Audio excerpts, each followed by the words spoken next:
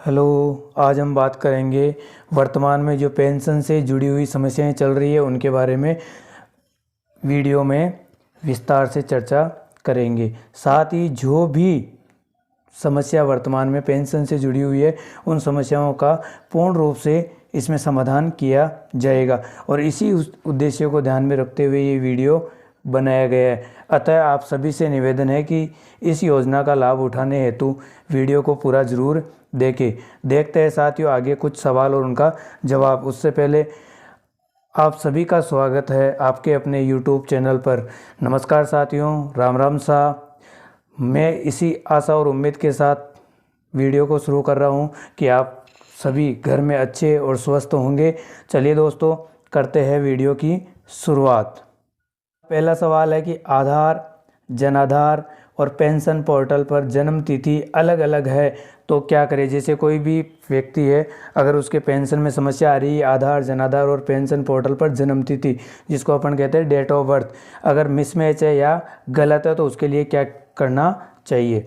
इस प्रकार के केस में जन आधार की EKYC करवाने के बाद जन आधार की जन्म तिथि जन आधार डाटा में अपडेट हो जाती है और इसके पश्चात पेंशनर द्वारा वार्षिक सत्यापन करवाने पर पेंशन पोर्टल पर जन्म दिनांक अपडेट हो जाएगी। जैसे ही आप KYC करवाते हो तो जो आपके आधार में डिटेल होती है वो जन आधार में फैच हो जाएगी अपने आप, और जैसे ही आप पेंशन का वार्षिक सत्यापन करवाते हो तो जो जन आधार में डिटेल होती है वो की वही पेंशन पोर्टल पर अपडेट हो जाती है। चलिए दोस्तों, आगे के सवाल के लिए अगला सवाल है, जन आधार और पेंशन पोर्टल पर लिंग गलत है। लिंग जैसे कोई महिला है तो उसके पुरुष बता रहा है, कोई पुरुष है तो उसके महिला बता रहा है। तो इस प्रकार से लिंग में अगर कोई समस्या है तो इसके मुख्य रूप प्रकार से जिसको अपन कहते हैं जेंडर इश्यू, जन आधार की KYC करवाने के बाद आधार में जो लिंग होगा वह जन आधार में ऑटो अपडेट हो जाता है और इसके पश्चात पेंशनर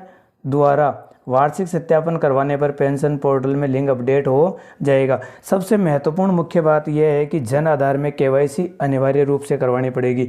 जन आधार में जो आपकी डिटेल होगी वो की वही डिटेल आपके पेंशन पोर्टल पर अपडेट हो जाएगी।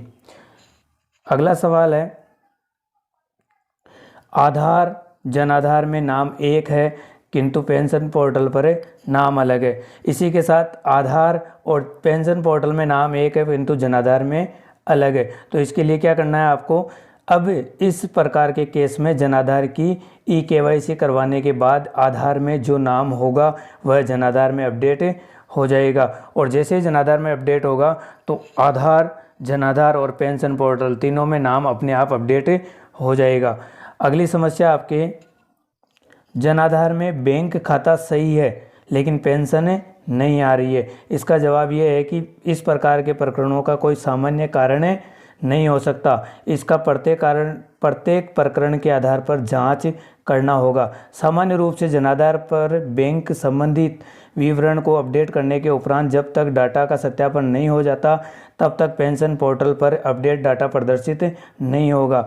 डाटा अपडेट होने के उपरांत पेंशन पोर्टल पर स्वतः बैंक विवरण जन आधार डाटा के अनुसार अपडेट हो जाएगा। कई बार क्या होता है कि अपन जन आधार में तो डाटा अपडेट करवा देते हैं लेकिन वो पेंशन पोर्टल पर अपडेट तब तक नहीं होगा जब तक जन आधार की जो अपडेशन है कंप्लीट नहीं हो जाती। तब तक इस प्रकार की जो भी डिटेल है वो वहाँ पर पेंशन पोर्टल पर आपकी शो नहीं होगी।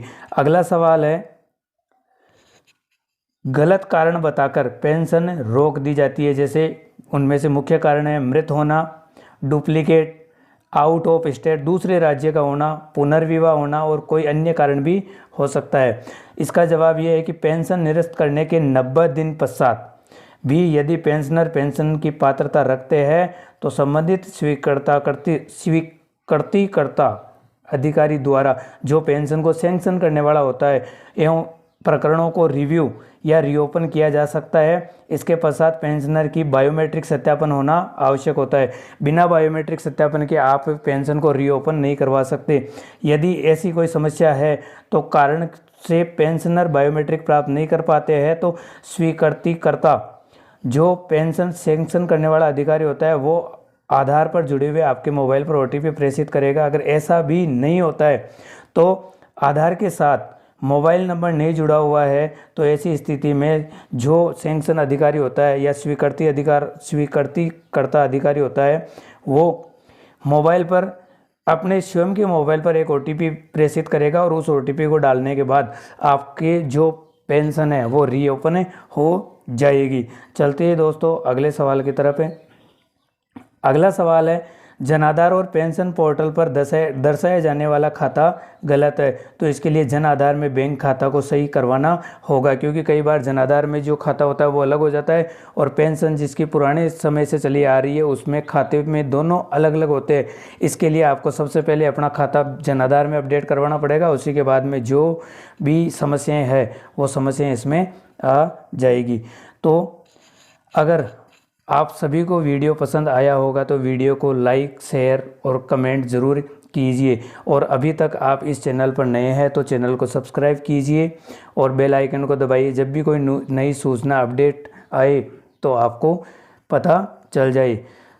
तो धन्यवाद दोस्तों। जय हिंद, जय भारत।